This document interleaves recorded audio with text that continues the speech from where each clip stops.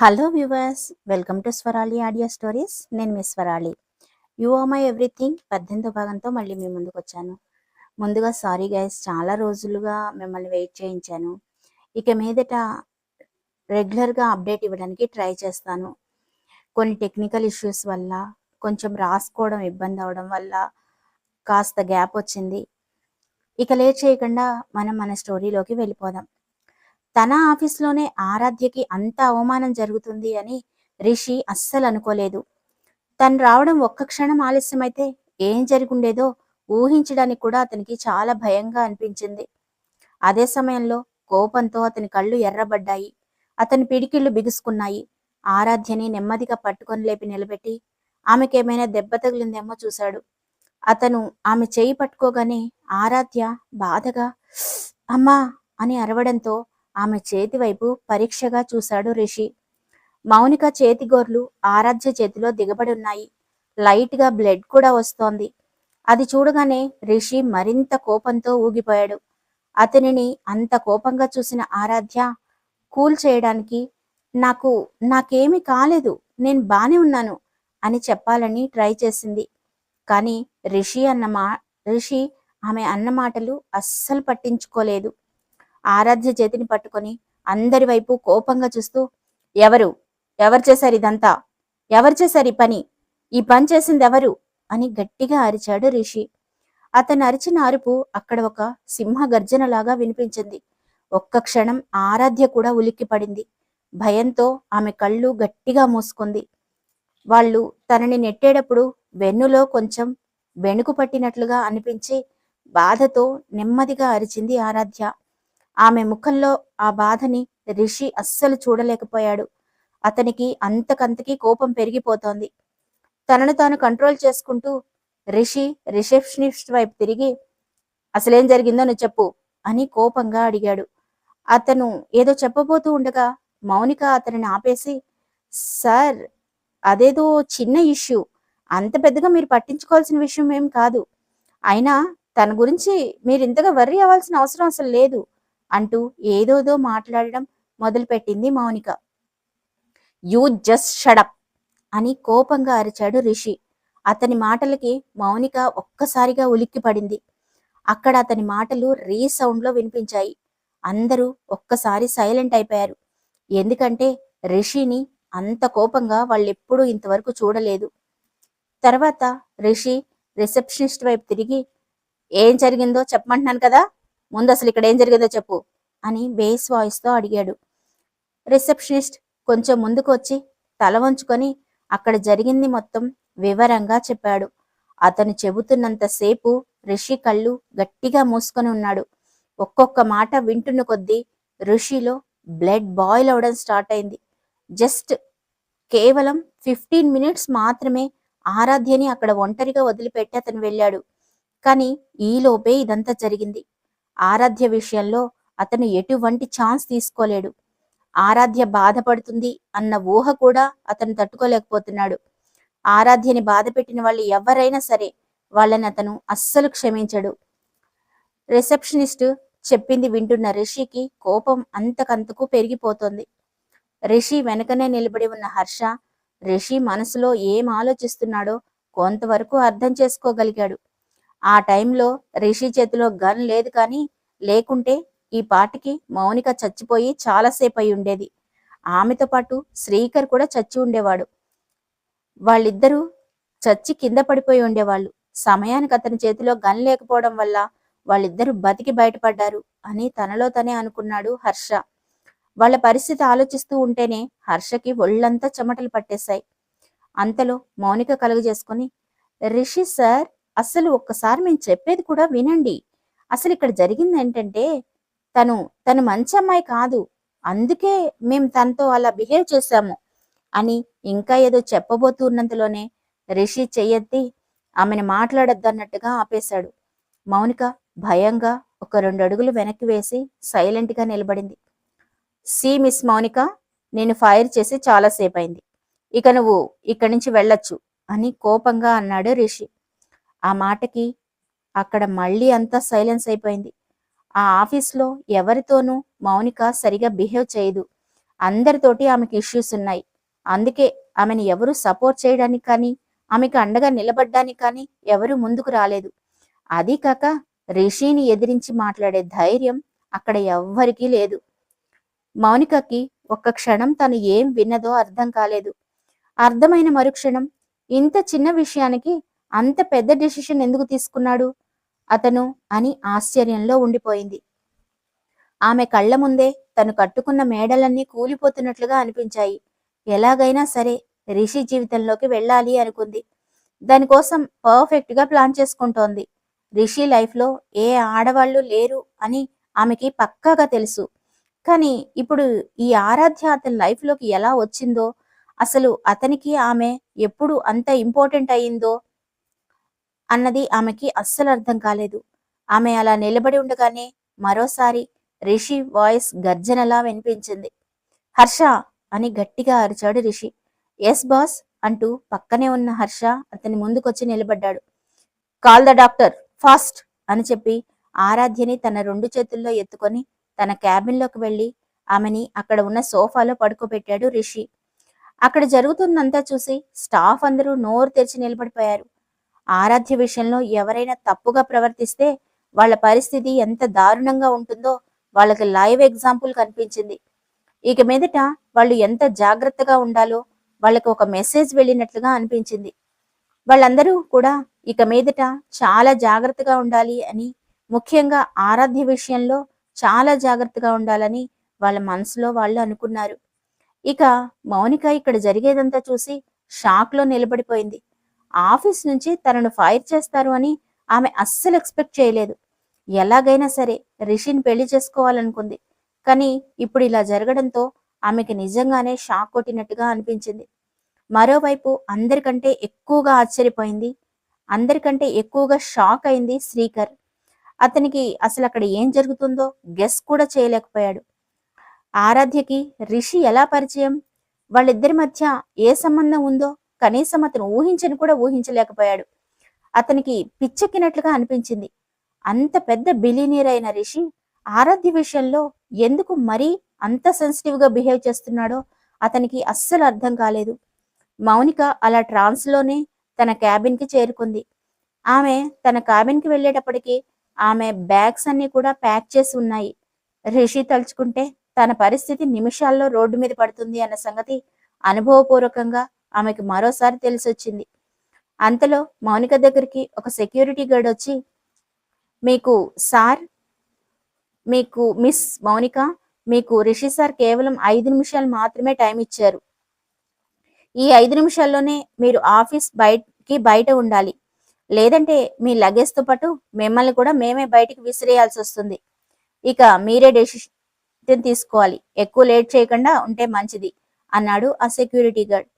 నిన్నటి దాకా వంగి వంగి దండాలు పెట్టిన ఆ సెక్యూరిటీ గార్డ్ ఈ రోజు తనను ఆ ఆఫీసులోంచి గెంటేయడానికి కూడా సిద్ధపడ్డాడంటే దీని వెనకాల ఉన్న కారణాన్ని మౌనిక డైజెస్ట్ చేసుకోలేకపోతోంది. కానీ రిషి ఆర్డర్ కాబట్టి ఆ సెక్యూరిటీ గార్డ్ నిజంగానే ఆమెని బయటికి నెట్టేయడానికి కూడా వెనకాడడు. ఆ సంగతి ఆమెకు కూడా తెలుసు. అందుకే ఫాస్ట్ గా ఆమె లగేజ్ తీసుకొని బయటికి నడిచింది మౌనిక. ఆమె కేవలం తనని ఉద్యోగంలోంచి ఫైర్ చేశారు అని మాత్రమే అనుకుంది. కానీ రిషి ఆమెని అంత తేలిగ్గా వదిలిపెట్టడు అనే సంగతి ఆమె కనీసం ఆ క్షణాన గెస్ కూడా చేయలేదు. ఒకవేళ ఎలా గెస్ చేసి ఉంటే ఆమె కొంచెం జాగ్రత్త పడి ఉండేదేమో. కానీ ఇప్పుడు ఆమెకు అవకాశం లేదు. క్యాబిన్ లోపలికి వెళ్ళిన తర్వాత రిషి ఆరాధ్యను జాగ్రత్తగా సోఫాలో పడుకోబెట్టాడు. ఆ తర్వాత ఆమె చేతిని మెల్లగా పట్టుకుని, సారీ ఆరాధ్య, ఇదంతా నా వల్లే జరిగింది. నేను కొంచెం లేట్గా వచ్చాను. అసలు అసలు నిన్ను నేను ఒంటరిగా వదిలి వెళ్లకుండా ఉండాల్సింది అని బాధగా అన్నాడు. ఆరాధ్య చిన్నగా నవ్వుతూ తల అడ్డంగా ఊపుతూ, లేదు లేదు, ఇందులో మీ తప్పేముంది, నేను కూడా కొంచెం జాగ్రత్తగా ఉండాల్సింది అన్నది ఆరాధ్య. ఆరాధ్య కేవలం తన కోసం నవ్వుతూ మాట్లాడడానికి ట్రై చేస్తోంది. కానీ ఆమెకు చాలా బాధగా ఉన్నదనే సంగతి రిషికి అర్థమైంది. ఆ విషయం తలుచుకుంటూ ఉంటేనే రిషికి అంతకంతకి కోపం పెరిగిపోతోంది. అందులో ఇంకా డాక్టర్ రావడం లేదు అని కూడా అతనికి కోపం వచ్చి హర్షకి కాల్ చేయబోతూ ఉంటే హర్ష ఫాస్ట్ గా డాక్టర్ని తీసుకొని ఆ రూమ్ లోకి ఎంటర్ అయ్యాడు. హర్ష లోపలికి రావడంతోనే తన బాస్ ఫేస్ లో కనిపిస్తున్న ఎక్స్ప్రెషన్స్ చూసి ఒక డీప్ బ్రీత్ తీసుకొని, నాకు తెలిసి ఈ పార్టీకి ఆ మౌనికకి ఎండ్ కార్డ్ పడ్డట్టే. ఖచ్చితంగా బాస్ చేతిలో ఆమె చచ్చిపోతుంది. లేదా ఆమె బతికి ఉన్నా ఇక శవంతో సమానమే. ఇక ఆ మౌనికని భగవంతుడే కాపాడాలి అని తనలో తనే అనుకున్నాడు హర్ష. ఈలోగా డాక్టర్ ఆరాధ్యని చెక్ చేసి, ఇది అంత పెద్ద లోతైన గాయం ఏమి కాదు. త్వరగా క్యూర్ అవడానికి నేను ఆయింట్మెంట్ ఇస్తాను. వెన్నుల్లో కొంచెం బెణుకు మాత్రం ఉంది. కాబట్టి జస్ట్ ఒక్కరోజు రెస్ట్ తీసుకుంటే సరిపోతుంది అని అన్నాడు డాక్టర్. ఆ విషయం మీరు అంత తేలిగ్గా ఎలా చెప్పగలరు? చూడండి తను ఎంతలా బాధపడుతోందో. తను అంత బాధపడుతుంటే ఏమీ కాలేదంటారేంటి? తనకి ఇమ్మీడియట్ గా పెయిన్ తగ్గిపోవాలి. మరోసారి చెక్ చేయండి అని కోపంగా అన్నాడు రిషి. రిషి పరిస్థితి ఆ డాక్టర్కి అర్థమైంది. అందుకే మరోసారి ఆరాధ్యని చెక్ చేసి చూశాడు. నిజంగా ఆరాధ్యకి అంత పెద్ద గాయం ఏం కాలేదు.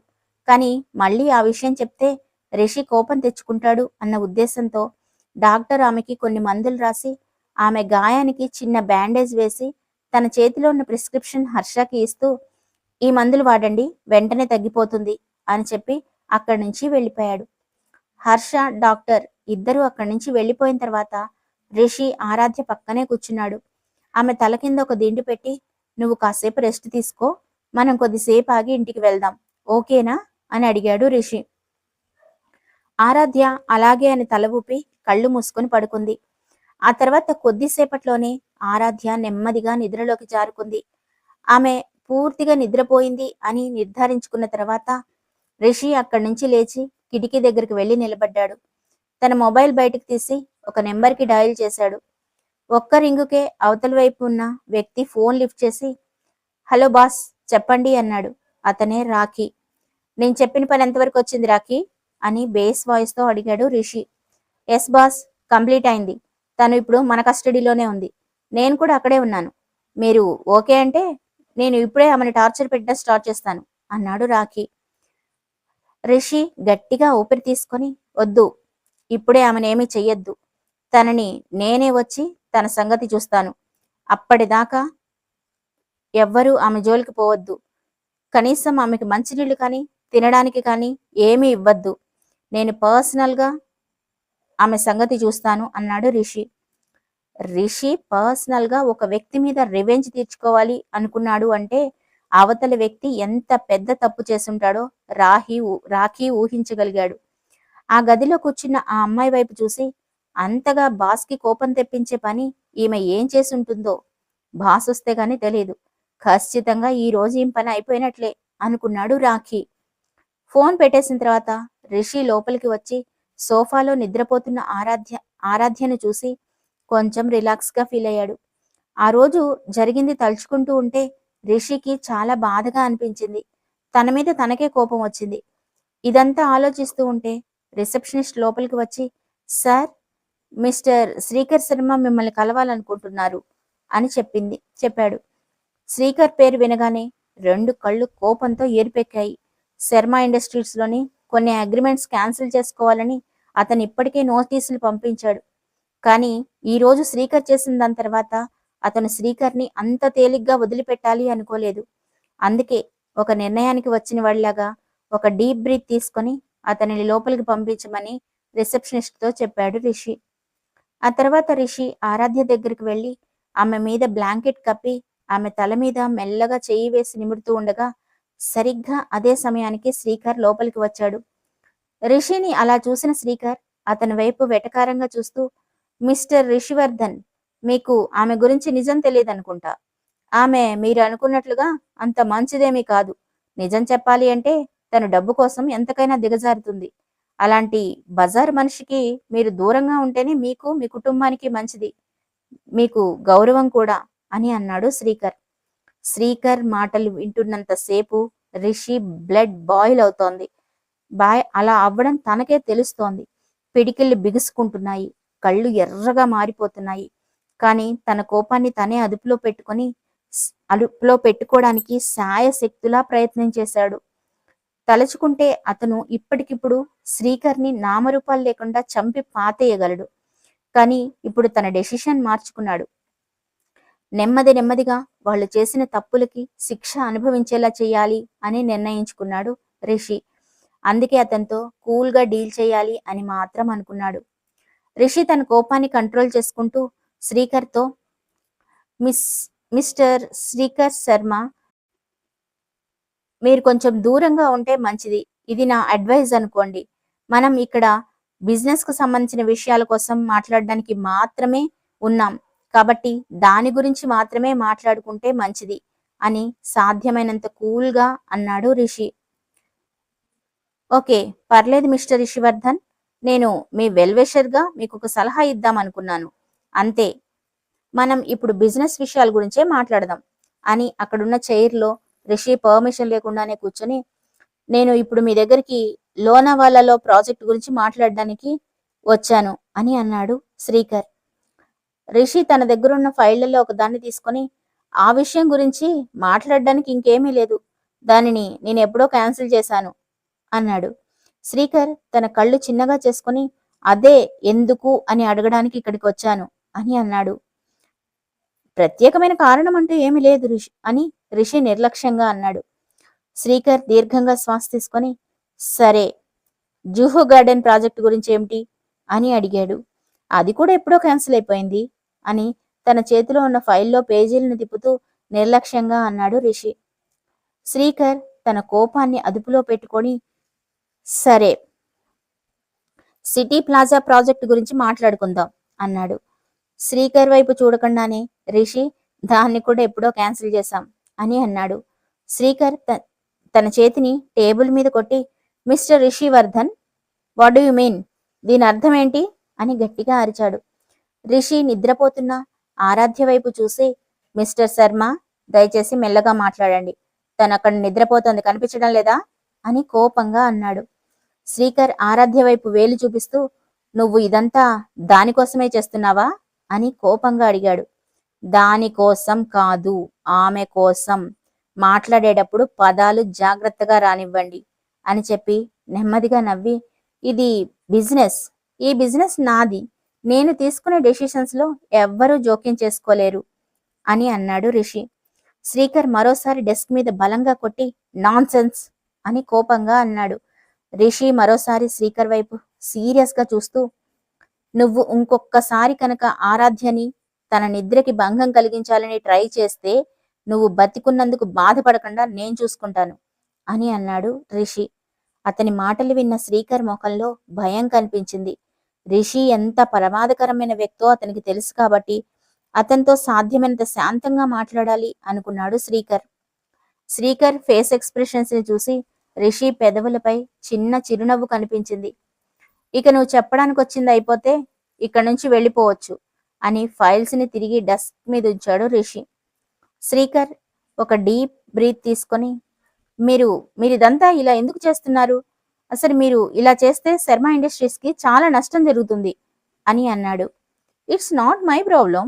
శర్మ ఇండస్ట్రీస్ CEO మీరు, కాబట్టి ఇది నీ ప్రాబ్లం. నీ ప్రాబ్లం గురించి ఆలోచించే టైం నాకు లేదు అని రిషి అంటూ రిషి తన సీట్ నుంచి లేచి నిలబడ్డాడు. రిషి బిహేవియర్ చూసిన శ్రీకర్ ఇక తన కోపాన్ని ఆపుకోలేకపోయాడు.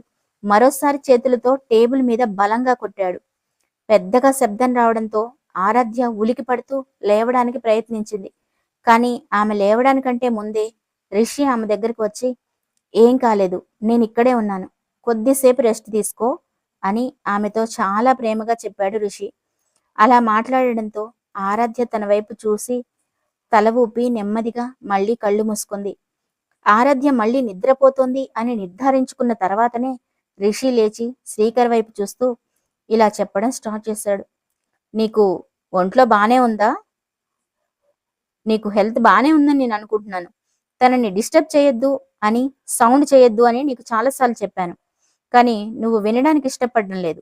ఇక నా స్టైల్లో చెప్పమంటావా అని కోపంగా అడిగాడు రిషి. ఆ తర్వాత అతడు తలుపు వైపు నడుస్తూ, సరే, నాతో పాటు బయటికి రా అని అన్నాడు. శ్రీకర్ ఆరాధ్య వైపు ఒకసారి చూసి రిషితో కలిసి బయటికి వెళ్ళాడు. మరి తర్వాత ఏం జరుగుతుందో తెలుసుకోవాలి అంటే ఛానల్ని సబ్స్క్రైబ్ చేసుకోండి, లైక్ చేసి చిన్న కామెంట్ కూడా పెట్టండి ప్లీజ్.